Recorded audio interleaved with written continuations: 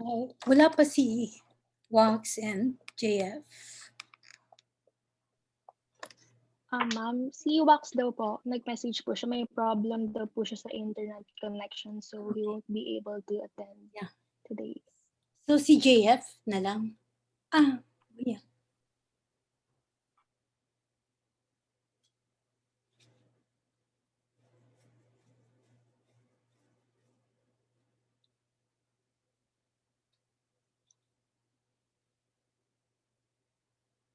Hi JF.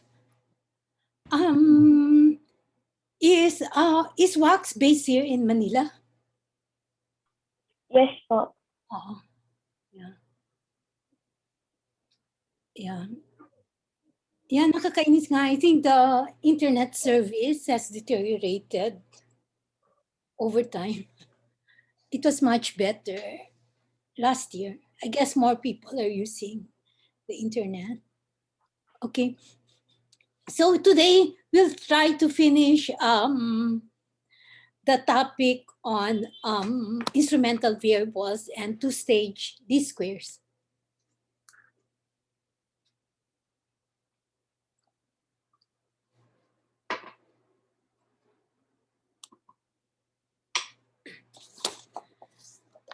Okay, so last week we had another handout, and that handout is supposed to just give you an intuitive feel of what instrumental variable regression is and what two-stage least squares is. And we also have another handout on the test for endogeneity and over identifying restrictions. Okay. Then last Tuesday, we had the start of a more formal treatment of IV estimation and two-stage D-squares. Okay, so I'll go to the lecture.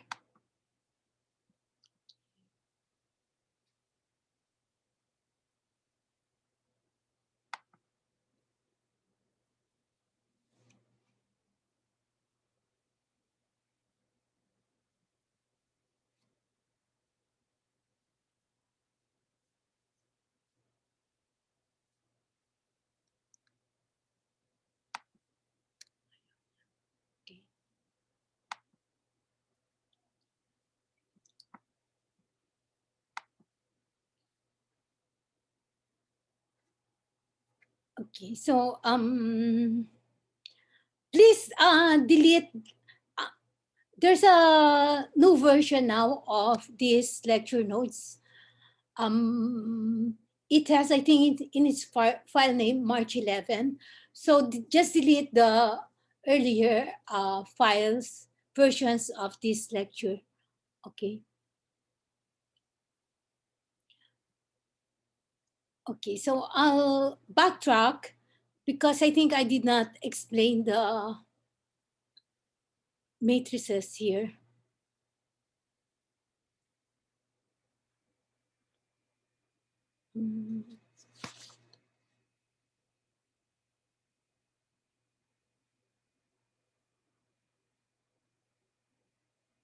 Okay.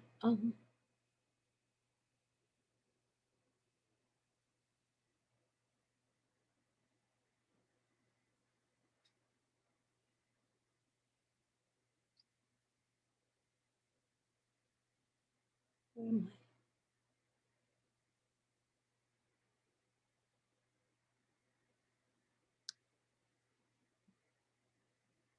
Sorry. I'll go back to page 2. Okay. Okay, so we derived the instrumental variable estimator. The parameter we can express as the expected value of C transpose X inverse the expected value of C transpose Y.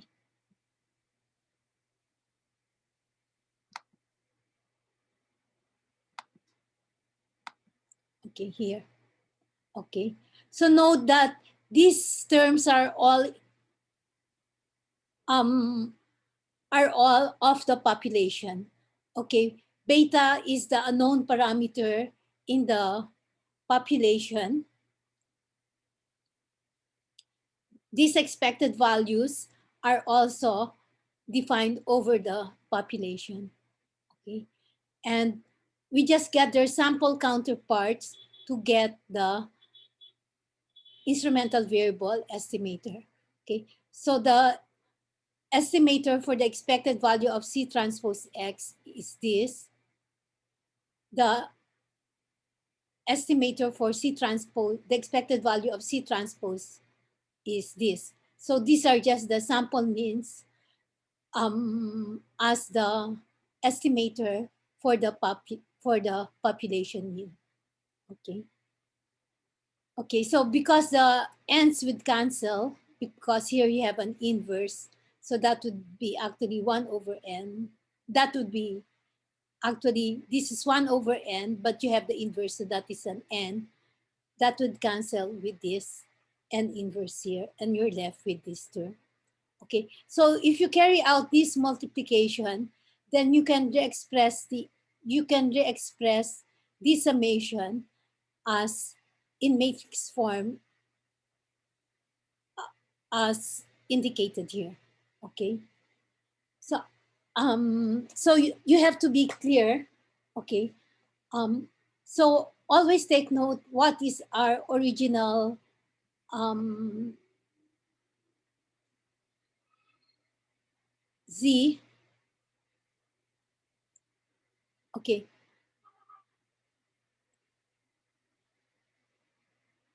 okay, I think okay. um okay, so here we have um x is the vector of regressors. So for x of 1, we have 1, allowing for an intercept, and we're assuming that x sub k can be passively endogenous, but all the other regressors are exogenous. Okay. However, for z, then you have the x matrix, but then without the endogenous variable, instead you put in the instrument for x sub k. The instrument we denote by c sub 1. So note that they are of the same dimension. Both x and z are 1 by k. So if you have a particular observation, um, okay,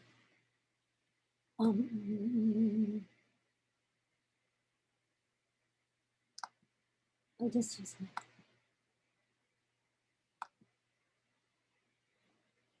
okay, so if you have a particular observation, so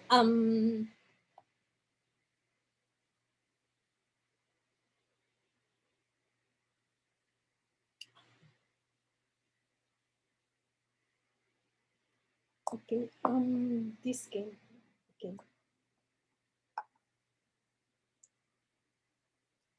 Okay, so we have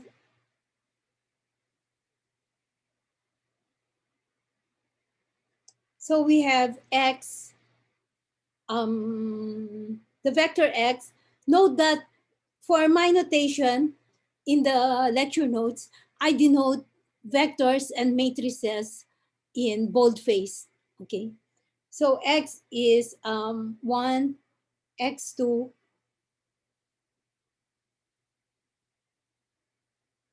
x sub k minus 1, x sub k.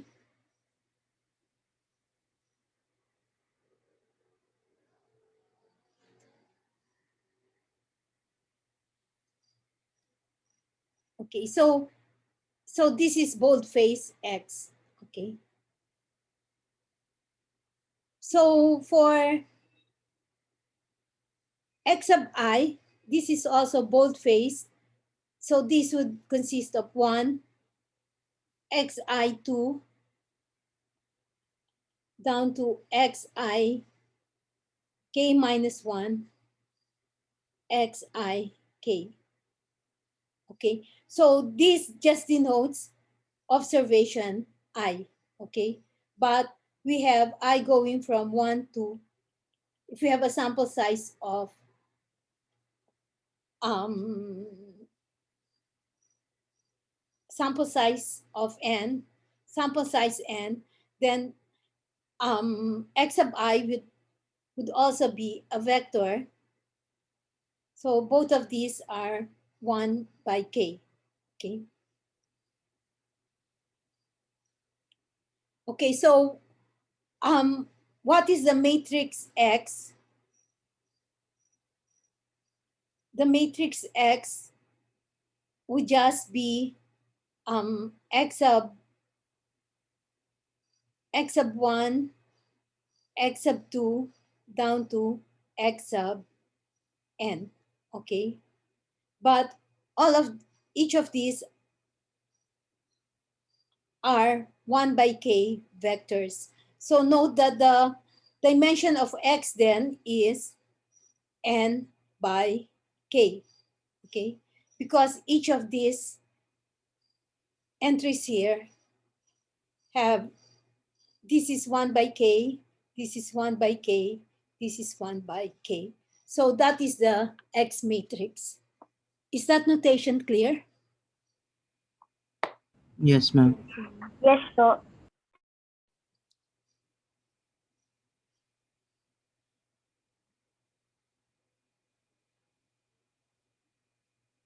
Okay, so this would hold similarly for Z. Okay.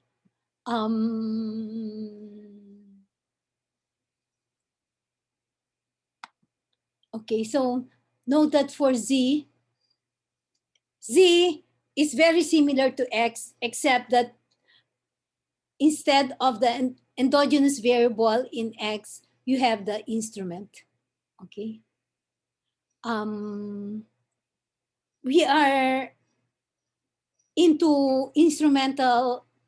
Here we are assuming L is equal to K. So we have the same dimension here. Okay. Okay. That is why this expression reduces to in full matrix form as Z transpose X inverse C transpose Y. Okay. Now for Y,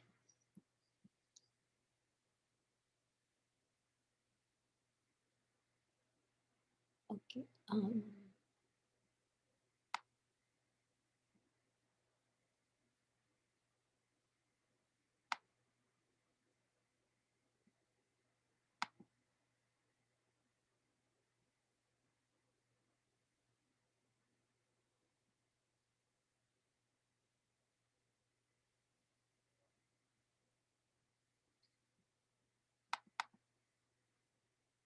Okay. Now for Y, we have I'll just erase this.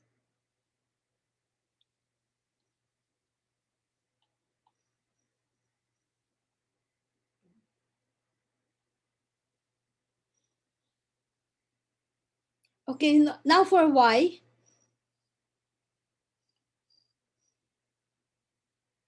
now what would be the big matrix Y? Okay. Okay, note that Y would just consist of Y sub 1, Y sub 2, down to Y sub n. Okay, the Y's are the left-hand side variable. We have a single equation model, but we have n observations. So Y now would be simply n by 1. Okay.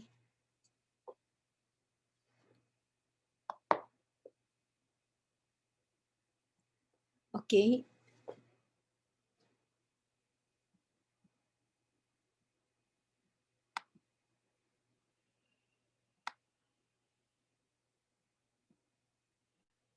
Okay, so that's on page 2. I'll go to we ended in page 5.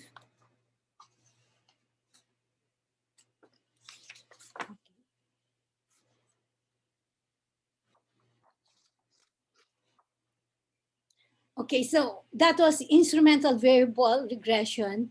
Then we have, okay, so this is beta hat sub IV. Okay, okay. This is where we have L is equal to K. Okay. Then we have, we derive the two-stage least squares estimator,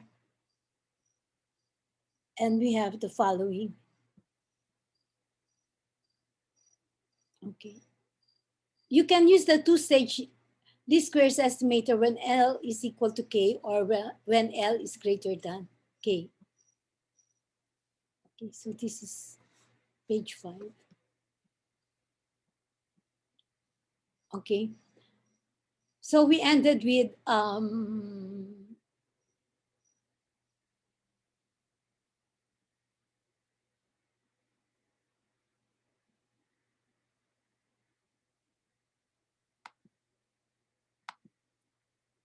so what is this?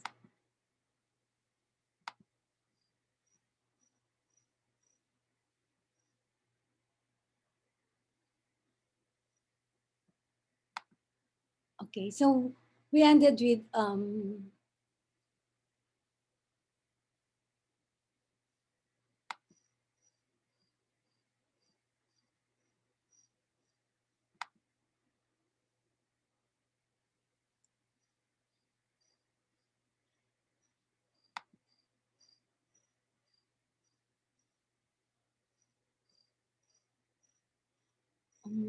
well, I'm looking for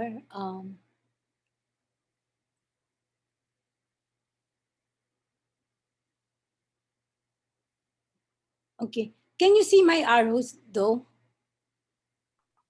Ma'am, I Can think you po see? nasa whiteboard pa po kayo. Nasa whiteboard pa ako? Okay. Yes po. Sorry. Okay.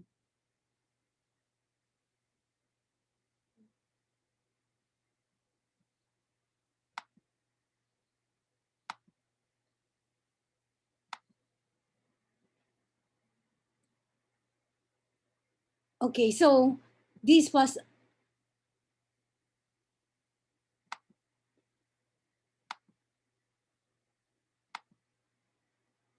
okay, so this was our two-stage least squares estimator. Okay.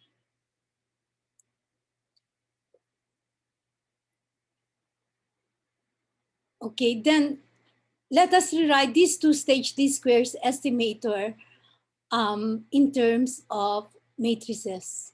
Okay. Okay, so you now let us define the full data matrices. So we have defined earlier X, Z, and Y. Okay. Now X hat would be the n by k matrix of fitted values with the ith row being X sub I hat. Okay. This X sub I hat you obtain from the first stage regression, first stage of the two-stage least squares. Okay. And then U is the n by 1 vector with the ith element U sub I. Now this U is the original U sub I in the um, in the model Okay, this is not a residual, but it's the n by 1 vector with the ith element U sub I. Okay, so that is U sub. So this is the vector of U. The matrix U here is the vector of disturbances in the population model. So note that we can then write two-stage least squares in full matrix notation as X hat transpose X hat inverse X hat transpose Y. Okay. So note that this formula is very similar to what you have for OLS in the model Y is equal to X beta plus U. Using OLS is just X transpose X inverse X transpose Y. But this comes from stage 2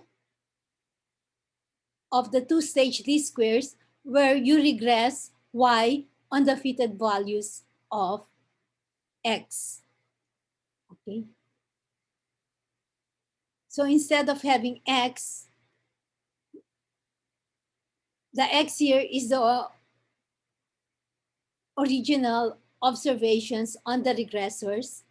X hat are the fitted values. Okay. And we can do this because the x, by using x hat, we have cut off the correlation between the endogenous variables and the error terms, the use of i's. Okay. And then we can re-express this. So what did we do in the next line? Okay. So what we do in the next line is just re-express x hat as C transpose Z inverse C transpose X. Okay. And we have that we obtained that from stage 1.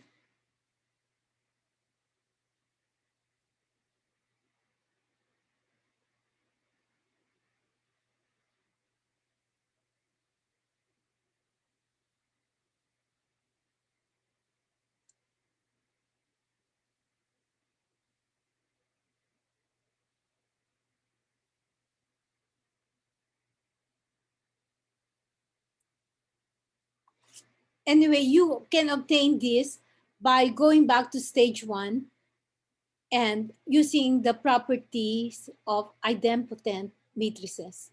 Okay. Okay, so work it out that you get this expression. Okay. So you have X hat transpose is X transpose Z, C transpose Z inverse.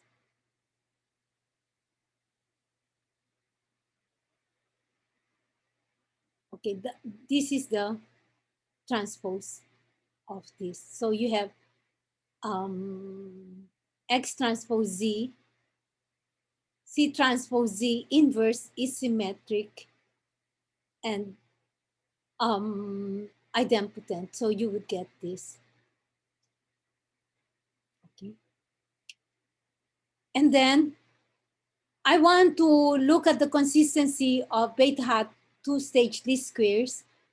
So you use the usual trick, express the estimator in terms of the population parameter beta plus what other terms appear.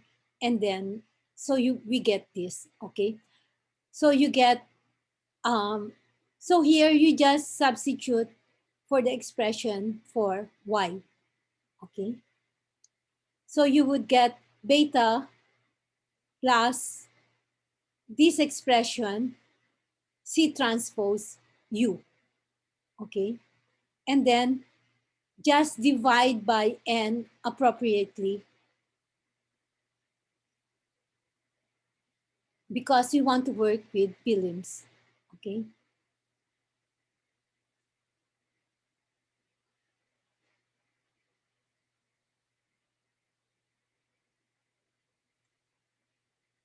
Okay, so using the first two assumptions, that is the orthogonality condition and the rank condition, and using the weak law of large numbers, then you get the probability limit of beta hat of the two-stage least squares procedure would be beta.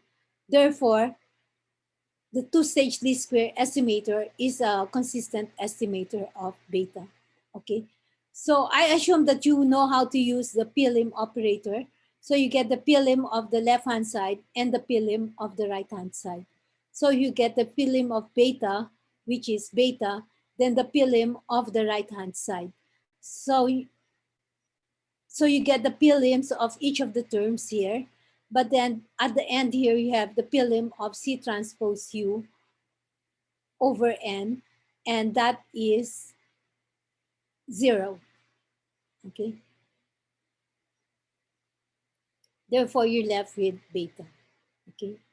So note that consistency just depends on the orthogonality condition and the rank condition.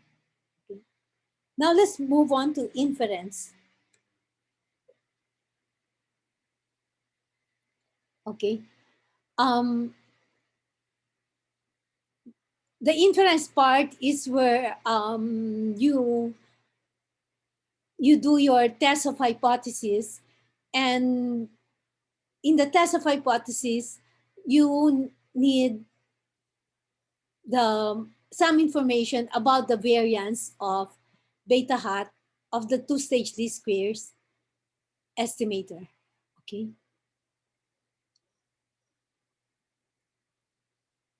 Okay. So we have this expression. Okay. So from this you have beta hat minus beta here, then pre-multiply by n to the 1/2. Okay.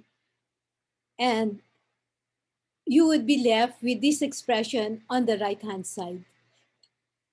Okay. So it's picking up this expression.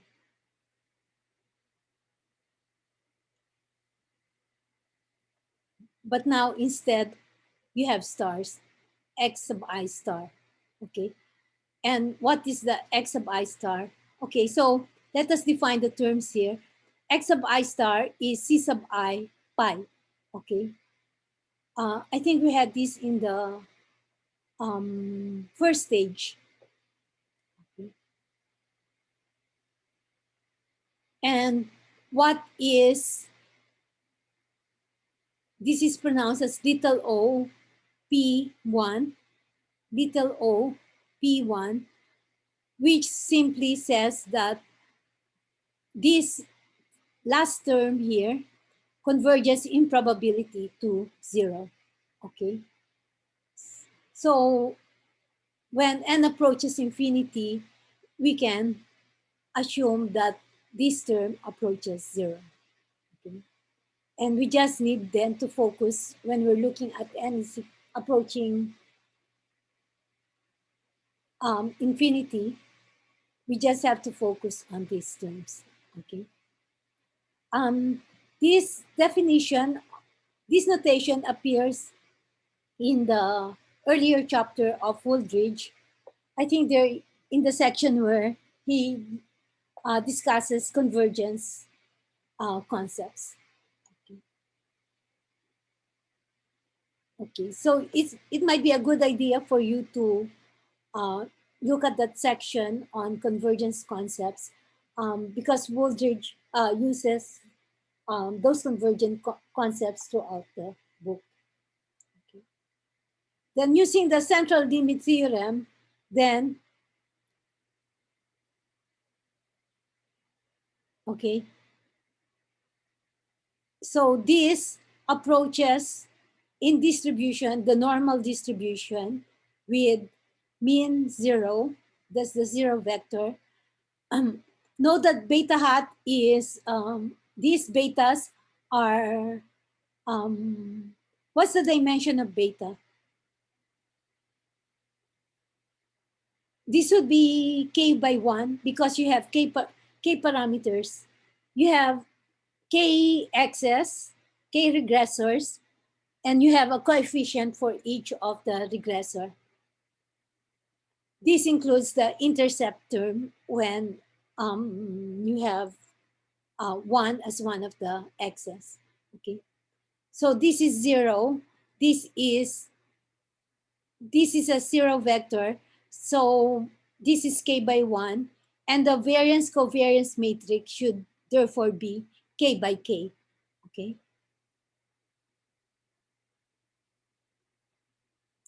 So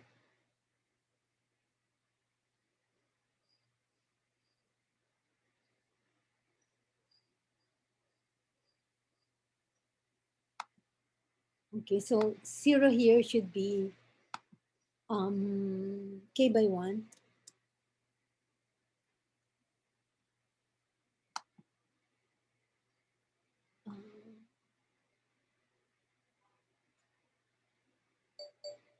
Okay, so 0 here is k by 1. And this is k by k. So what is A?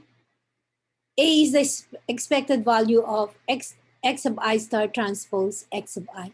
Note that x sub I star is defined here. Okay. So it's really this is the sample mean.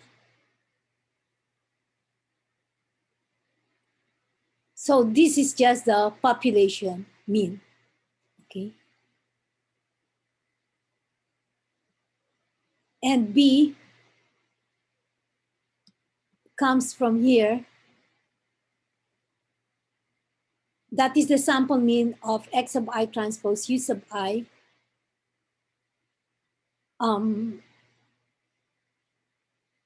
If you divide by n, well, this n minus 1/2 here, you have an n here, but you multiply by n minus 1/2, so you have n minus 1/2 here. But if you sum this summation divided by n would be the sample mean of the product of x sub I and u sub I. Okay. And so B here would be the expected value of u sub I square x sub I star transpose x sub I. Okay. So note again here for the normal distribution, these are population parameters. Okay. These pertain to the population. Okay. Now we're working for the inference. We need the variance. So we need to have let's have an additional assumption on the variance of the disturbances. Okay. And here we have the homoscedasticity assumption. The expected value of u square C transpose Z is equal to, well, u square, that's just a scalar. So you get the expected value of, well, it's just 1 by 1. So you have the expected value of u square times the expected value of C transpose Z.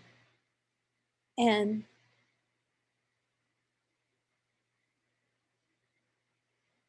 the variance of the use of u square we assume to be sigma square.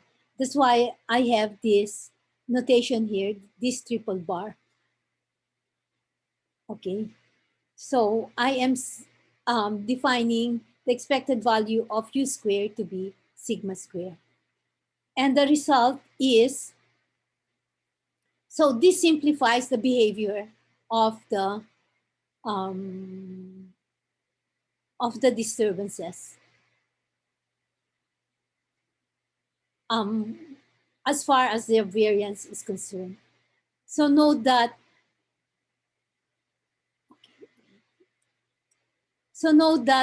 this expression, okay, at the left side of the arrow, we still have the same expression. But then the right-hand side, okay, we still have a normal distribution, but A inverse, B, A inverse, once you have this homoscedasticity assumption, reduces to this simple form, okay?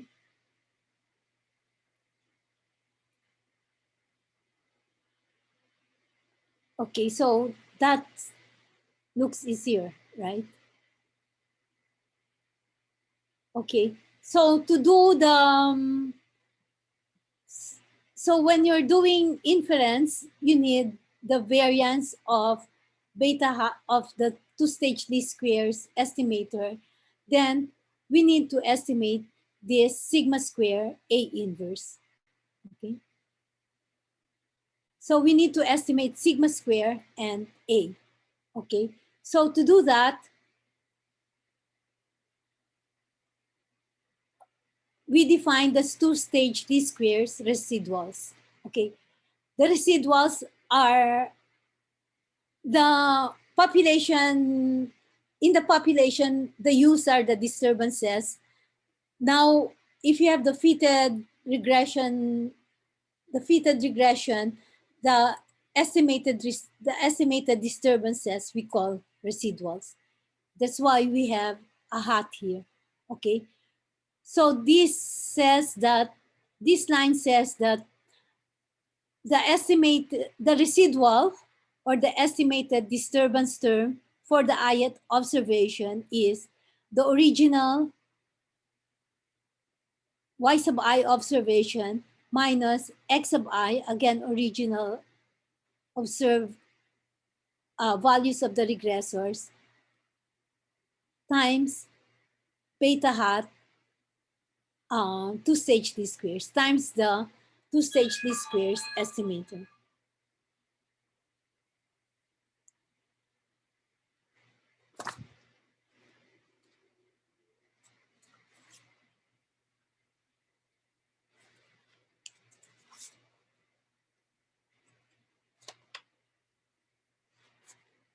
Okay. Okay. This term here, you should also get one by one value. Okay. Note that u sub I hat is 1 by 1, y sub I is 1 by 1. So this should also be 1 by 1. Note that these are not the residuals from the second stage. Okay. Because in the second stage, what would be the residuals? You would have x sub I hat here, but in this two-stage least squares residuals, we are using the original x sub i's. Okay. Therefore, what would be our estimators for sigma square and A? Okay. Okay, so sigma square, note that this is very similar. The formula is very similar to what we have for OLS. Okay, so is the sum of the squared residuals, okay, divided by n minus k. Okay, so in the denominator you have n minus k. So that formula is very similar to what we had for OLS, except that now we're using two-stage least squares residuals. Okay, and it can be shown that this sigma hat square converges in probability to sigma square. Therefore, sigma hat square is a consistent estimator of sigma square. So we can use this to estimate this sigma square. How about A? Okay. A hat would be the summation of x sub I hat transpose x sub I hat. Okay. So that is just the sum of squares of the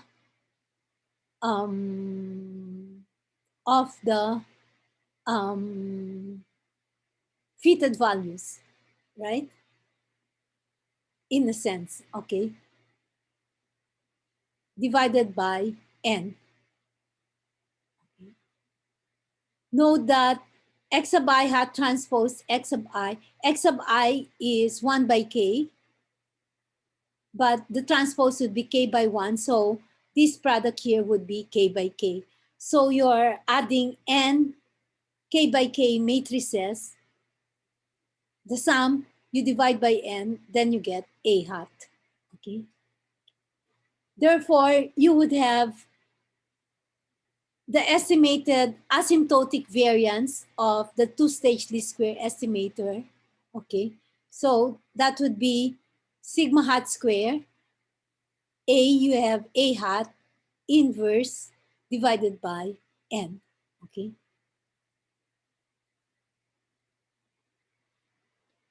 Or that simplifies to this form. Sigma square x hat transpose x hat inverse. Okay. So again, this formula is very similar to what we have in in OLS under the assumption of homoscedasticity. If we do not have endogeneity, we use OLS, and the asymptotic variance of the OLS estimator is sigma hat square, where these are the OLS residuals, X transpose X, okay? But since we have the problem of endogeneity, we use instrumental variables, then we use X hat instead of X.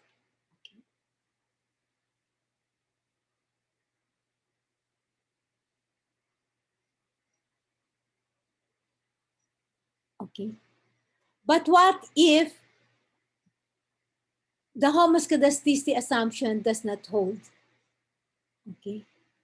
Suppose this does not hold, then you have to estimate, then you need an estimator for this whole term, A inverse B, A inverse.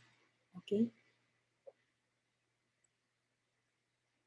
Okay, so we already had an estimator for A, so we need to have an estimator for B. Okay. So this is what we have, we come up with. Okay.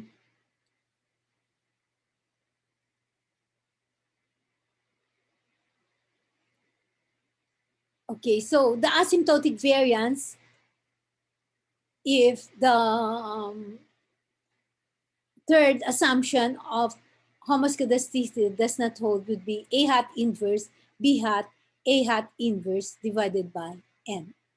Okay.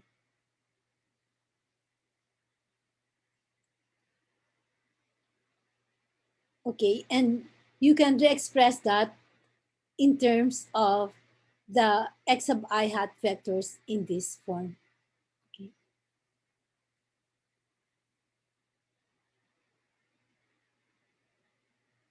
Okay, so suppose in A hat, this term appears. So you have this. Okay. Well, this n over n minus k, you have to the ends that the terms with n would simplify to n over n minus k. Okay. How about b? We have b is this.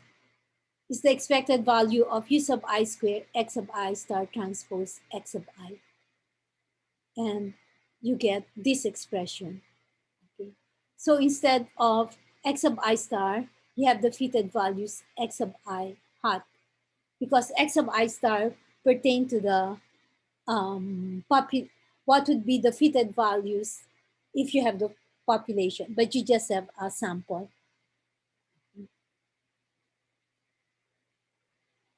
And then this would be coming from A also. Okay. Note that this is not the same as using heteroscedasticity robust inference in the second stage of y sub I on x sub I hat. Okay. Here, these residuals are not the second stage residuals. These are the two-stage least squares residuals we defined here. Okay.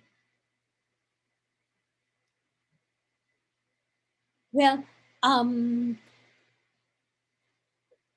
so this is the usual trick for in inference. Okay. Usually have some homoscedasticity assumption under the most ideal conditions, but then in the real, usually with real world data, the homoscedasticity assumption may not hold. Therefore, use the heteroscedasticity robust estimator for the covariance matrix of the estimator. Okay. So be careful with this notation. I have a hat here above AVAR. This is the asymptotic variance because this right-hand side is just an estimator. Okay.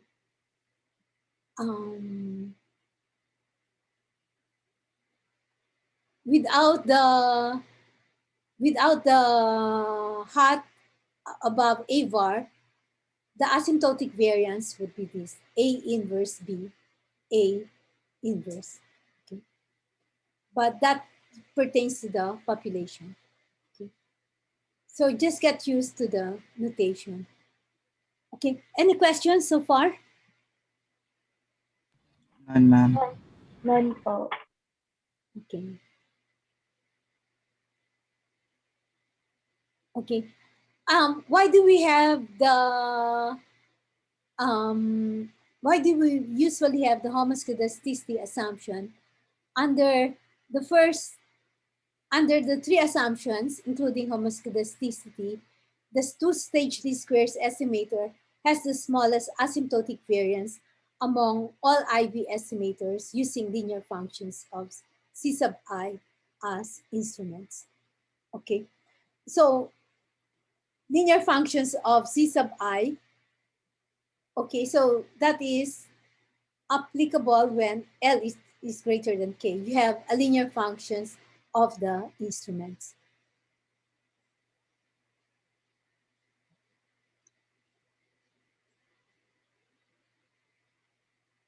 Okay, so when you look at the heteroscedasticity robust variances, they would tend to be larger than the variances under the assumption of homoscedasticity. Okay. Okay. So in your stata do files, if you specify that robust, so that heteroscedasticity robust inference is done, you still get the same estimators for the coefficients of the model. You would still have the same beta hats, okay? But what would differ would be the variances, okay? So without robust, in this model, you would be getting, without robust, you would be getting this, the variance using this formula. With the robust command option, then you would be using this formula. Stata would be using this formula. Okay. Any questions?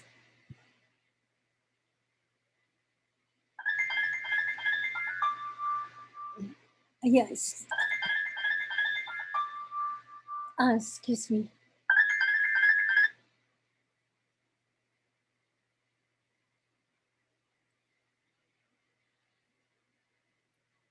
Okay, so let's move on to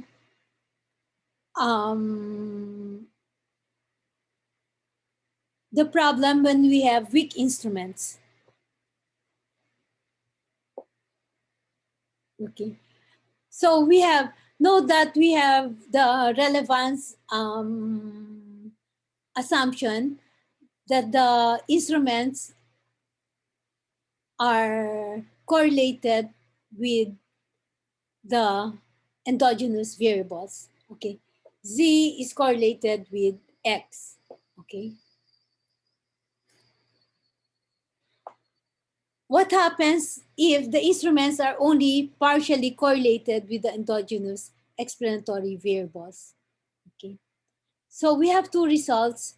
First, we have the inconsistency of the two-stage least squares estimator, and the other result two is that the standard errors of two-stage least squares can be large. Okay, so let's first go to the first possible outcome, the inconsistency of the two-stage least squares estimator. Okay, if C sub I and U are if C sub 1 and U are correlated, okay, so if the instrument and the disturbance term, the population disturbance term are correlated, okay, the inconsistency in the IV estimator gets arbitrarily large as the correlation between C sub 1 and X sub 1 gets close to 0. Okay. Okay. This is in Woolridge book. So just go over that section and try to prove or illustrate this result. Okay. Okay. So under this assumption that C sub 1 and U are correlated, even if small, the inconsistency in the IV estimator gets arbitrarily large as the correlation between C sub 1 and X1 gets close to 0. Okay, so if the correlation between C sub 1, the instrument, this should be X sub K.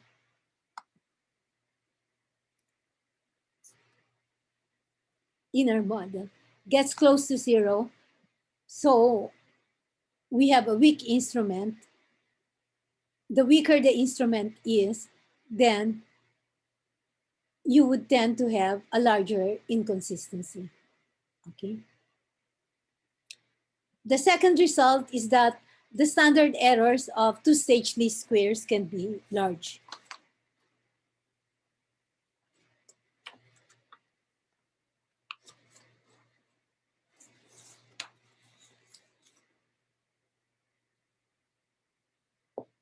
Okay, so let's illustrate this. Again, for the case where we just have one endogenous variable, x sub k. Suppose x sub k is the only endogenous explanatory variable. Okay. Okay. What is the asymptotic variance of its coefficient? Okay. Know that you might have encountered this right-hand side formula from Wooldridge Introductory Econometrics book. Okay, it's in the section on multiple linear regression. Okay, note this. Note that beta hat sub k is an estimator where we have here its asymptotic variance. Okay, so that would be approximately sigma square. Okay, so this is even under the assumption of homoscedasticity. That's why we have sigma square over the total sum of squares of the x hats multiplied by 1 minus the r square of the regression of x sub I k hat on 1, x sub I 2 down to x sub I k minus 1. Okay. So what is this total sum of squares? So that is the total sum of squares of x hat sub k in the sample. Okay. And that is calculated as follows. It is the sum of square deviations from the mean, right? That is the total sum of squares.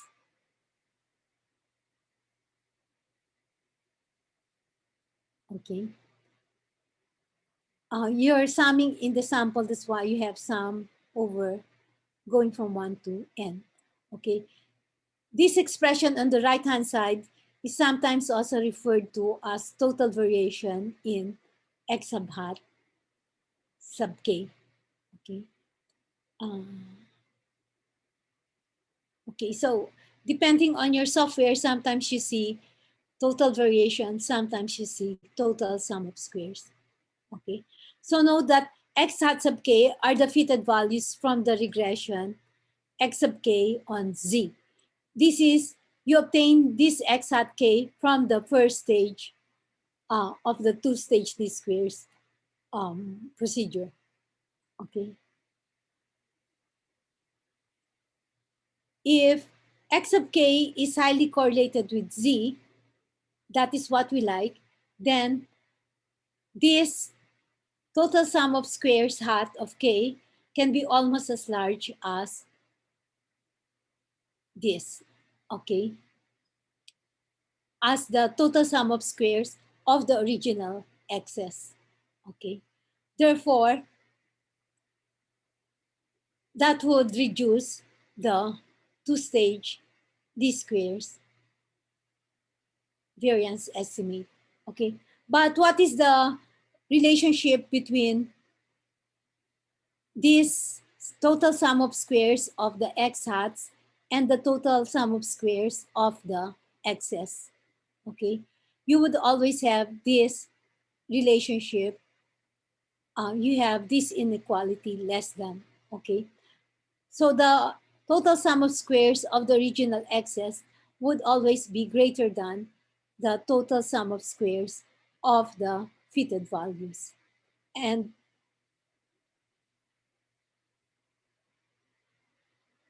if you have strong instruments, X sub k highly correlated with Z, then the difference would be small, okay?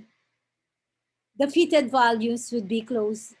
The variation, total variation in X hat would be closer to the total variation of the X's.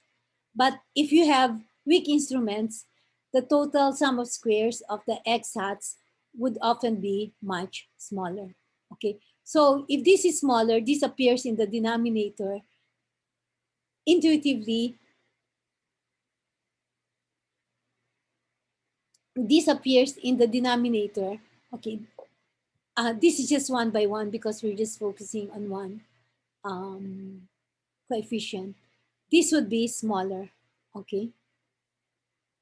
And then that blows up this asymptotic variance.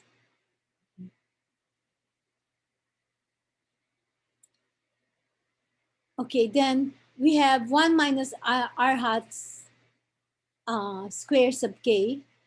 That is obtained by from this regression. So note that that can be interpreted as a measure of multicollinearity.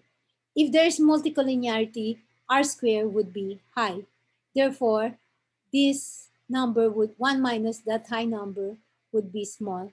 That also blows up the asymptotic variance. Okay, r square sub k can be close to unity with a poor instrument. Okay. So that's the discussion of the topic on IV regression and two-stage least squares. Okay, so please read Woolridge book, the Woolridge book, cross-section and panel data book, chapter 5, instrumental variables, estimation of single equation linear models. Okay, you might want to read the earlier chapters to get familiar with Woolridge notation. Okay, it's on a higher level than what we have in his introductory econometrics book. Also, when it comes to the test, um, you can look at chapter 6, pages 29 to 137. He discusses testing for endogeneity and testing for over-identifying restrictions, which we had, which we briefly touched on last Tuesday. Okay. So I'll stop here because I will be starting on the topic of simultaneous equations next meeting. So I won't be going, we will skip the system of equations.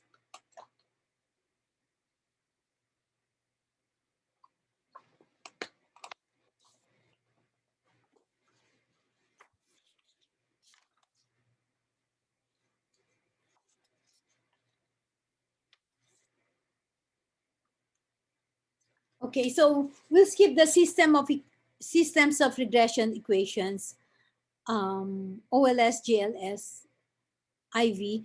We'll go straight to simultaneous equation models. Okay. Yeah. Okay, since you've had OLS, we had IV.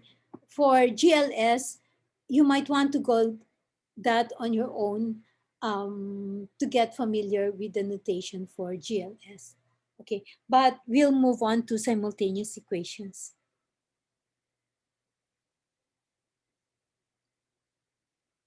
Okay, I'll give you a revised course outline on Tuesday because I'm moving also panel data after simultaneous equations. Okay, any questions? Fine, ma'am. Yeah. So all of you are okay? JF, you're okay. Isela, Lou. So on Saturday, you're again welcome to attend Jadon's status session. Yeah. Okay. You might find that helpful. Did the three of you use e-views in 232?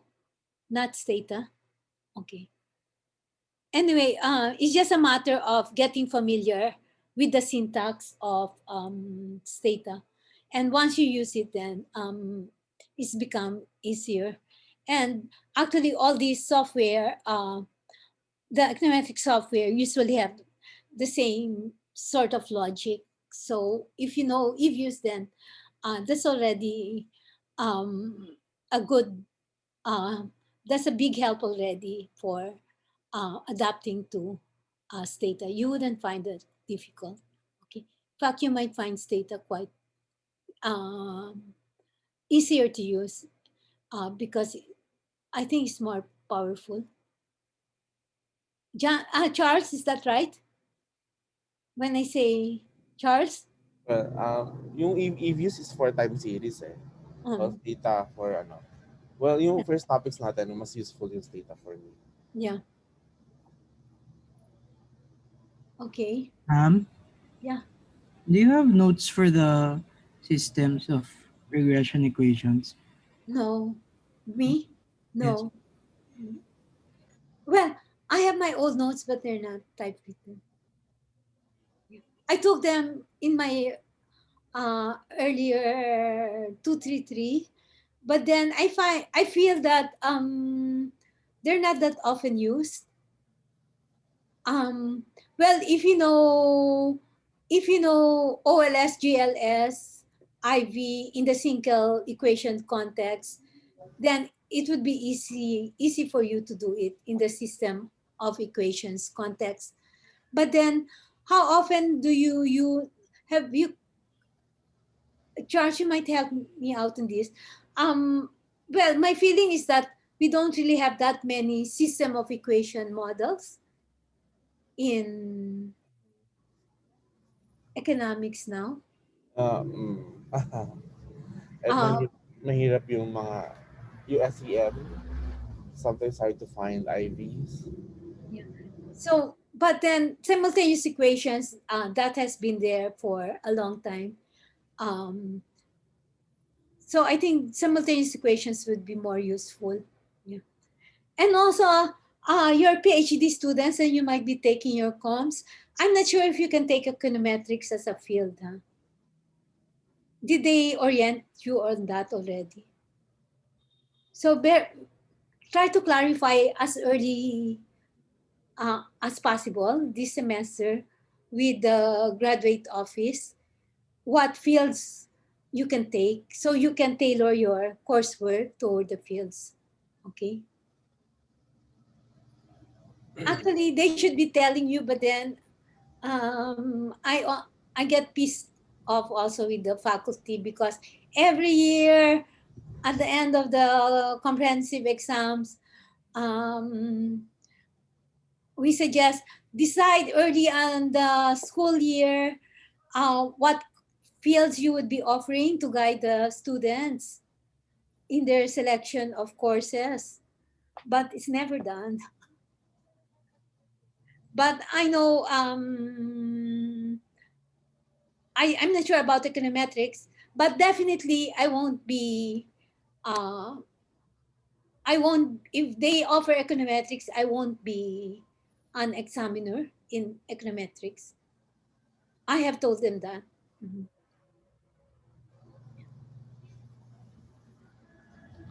Okay. So we'll have an early end for this lecture.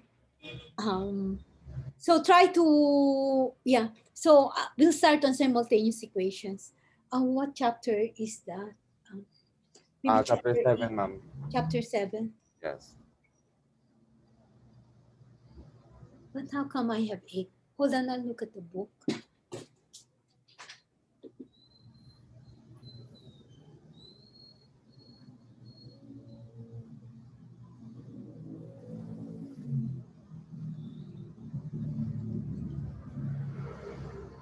And then what I don't like about the systems of equations is the notation can get very messy.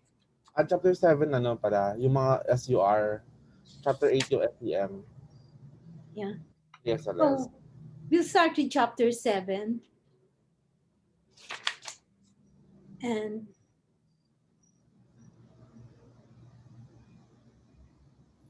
no, chapter 9.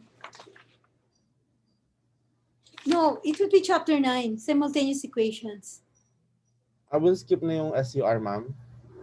Oh, yeah. Thanks for reminding me. No, we will take SUR, seemingly unrelated regression. Oh yeah, that's chapter 7. Yeah, chapter 7. So we'll be taking, so first we will be taking seemingly unrelated regression. That is chapter 7. And then System OLS. move to simultaneous equations, chapter 9.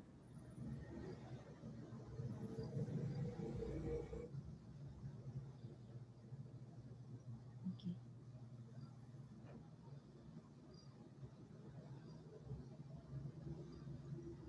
Okay. Okay. If you have no other questions, then that's it for today.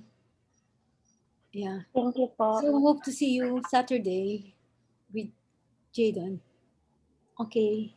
Sige. And also Charles has given you the problem sets. Yes po. Yeah. So when is it due, Charles? I told them next Thursday. Next Thursday.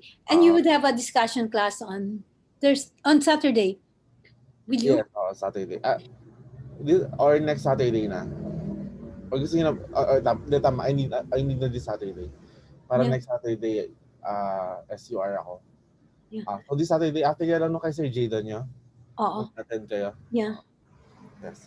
Don't lecture na on what we have taken in class. It's just focus on Okay lang, yes. on other stuff. Okay? Para hindi mapagod din si Charles. Kasi he's doing lots of work. Okay. Maybe some state, maybe it would help them if they have an example of IV regression to stage least squares. I think that would be helpful. Yeah, yes, ma'am. So maybe just pick some study or some output that illustrates that. Okay. And also the Hosman test, the endogeneity, test for exogeneity, and the over identifying restrictions. Okay. Okay. So we really went slow for this for IV and two-stage T-squares because I want us to be on the same page when it comes to notation and concepts. Okay. Because it's quite a jump also from 232. Okay. But then always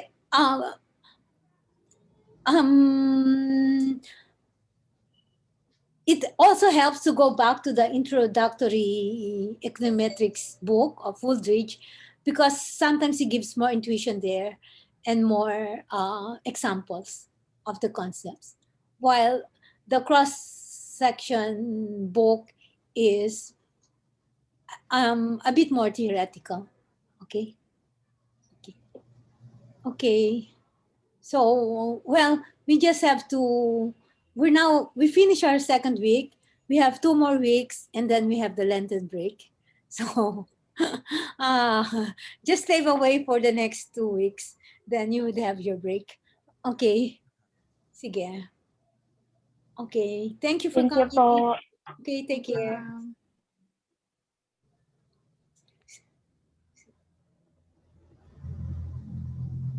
Yeah.